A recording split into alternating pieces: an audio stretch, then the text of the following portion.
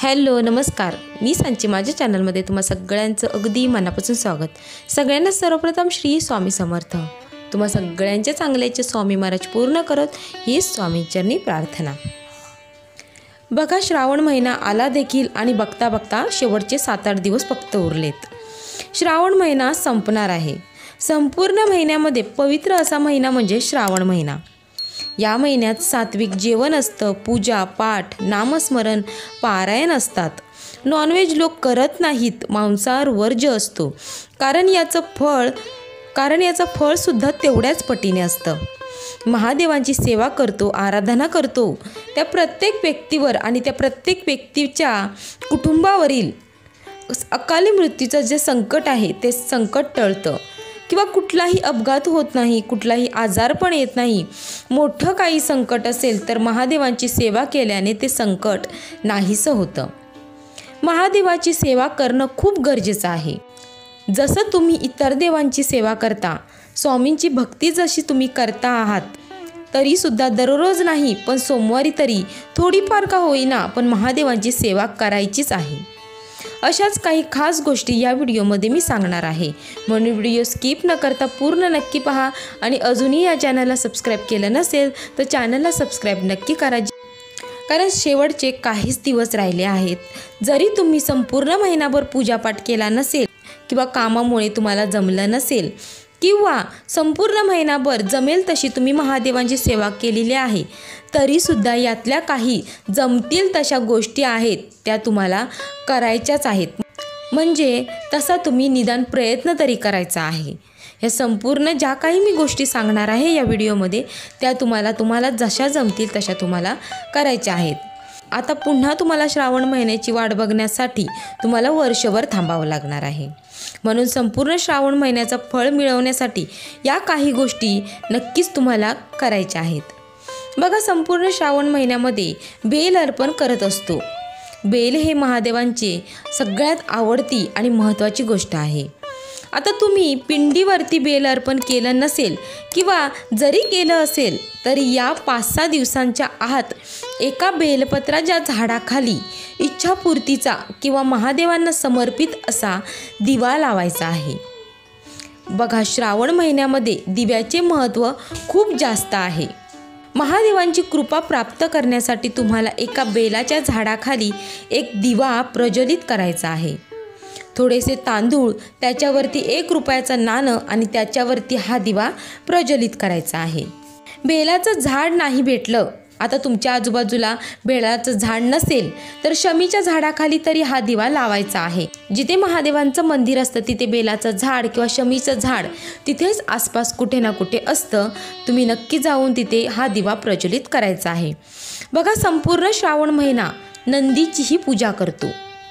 पहिलं नंदीची पूजा करतो, नंतर महादेवांची पूजा करतो। असं म्हणतात महादेवांच्या आधी नंदीला प्रसन्न करणं गरजेचं असतं। आता आपल्याकडे जो बैल असतो त्याला नंदीचा मान असतो। तुमच्या आजूबाजूला कुठे बैल असेल, तुमच्या गावामध्ये, तुम्ही शहरामध्ये राहत असाल तिथे कुठे आजूबाजूला बैल असेल तर त्याला गहू आणि गुळाचा तुकडा या 2 गोष्टी नंदी स्वरूपात जो बैल आहे त्याला या 2 गोष्टी खाऊ घालायच्या आहेत। आता महत्त्वाची गोष्ट सांगते ती म्हणजे दान। दानाला खूप महत्त्व आहे, मात्र ज्यांनी अजूनही काहीच दान केलं नाहीये, आता ज्यांनी दान केलं आहे ते सुद्धा ही गोष्ट दान करू शकता। आता ज्यांनी संपूर्ण महिनाभर कधी ना कधी दान केलं आहे ते सुद्धा, आणि ज्यांनी अजूनही दान केलं नाही ते सुद्धा ही गोष्ट करू शकता। आता बरेच जण म्हणतील आमची एवढी परिस्थिती नाही आहे। आता तुमच्या परिस्थितीनुसार यथाशक्ती काही अगदी 10 रुपयाची वस्तू जरी तुम्ही दान केलात तरी सर्वात जास्त फळ मिळू शकतं। एखाद्या गरीबाला साधा वडापाव जरी तुम्ही दान केलं तरी त्याचे फळ, त्या गरीबाचे आशीर्वाद तुम्हाला मिळतील।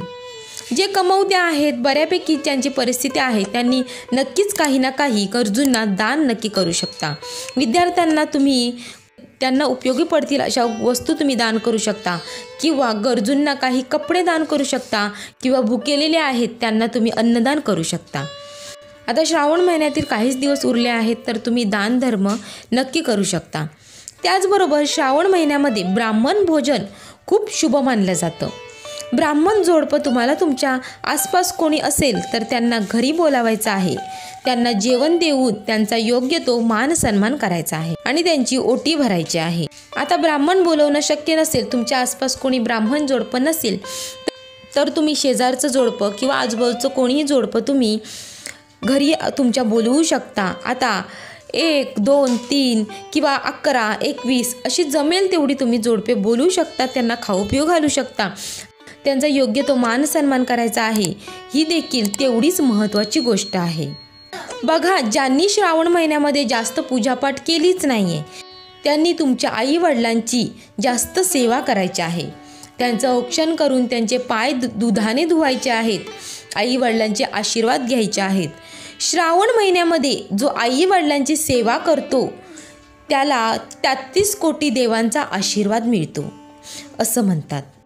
काहीच नाही केलं तर हे तुम्ही नक्की करायचं आहे, आवर्जून करायचं आहे, कारण याचं मात्र फळ जास्त पटीने मिळणार आहे. आता या सगळ्या गोष्टींमधील एक जरी गोष्ट तुम्ही अगदी मनापासून केलात तरी संपूर्ण श्रावण महिन्याचं फळ तुम्हाला नक्की मिळेल. श्रावण महिना संपण्या अगोदरच या गोष्टी तुम्हाला करायच्या आहेत. त्याचबरोबर श्रावणात तुम्हाला महिलांना तुमच्या पतीची सुद्धा तेवढीच सेवा करायची आहे. औक्षण करून पतीच्या प्रगतीसाठी महादेवांकडे प्रार्थना करायची आहे. पतीच्या पाया पडून आशीर्वाद घ्यायचा आहे. आशीर्वाद घेत असताना महादेवांना प्रार्थना करायची आहे. तुम्ही तुमच्या पतीच्या प्रगतीसाठी प्रार्थना करायची आहे. पतीचा आशीर्वाद मिळवल्यामुळे पतीची प्रगती होत राहते. संसारातील अडचणी नक्कीच दूर होतात. बघा, एवढ्या गोष्टी सांगितल्या आहेत. तुम्हाला जमतील तेवढ्या केलात तरीसुद्धा चालेल, पण नक्कीच आवर्जून तुम्हाला ह्या गोष्टी करायच्या आहेत. व्हिडिओ कसा वाटला हे मला कमेंटमध्ये नक्की सांगा आणि आवडला तर लाईक करा, शेअर करा, चॅनलला सबस्क्राईब नक्की करा. भेटू आपण अशाच एका नवीन व्हिडिओमध्ये. तोपर्यंत धन्यवाद.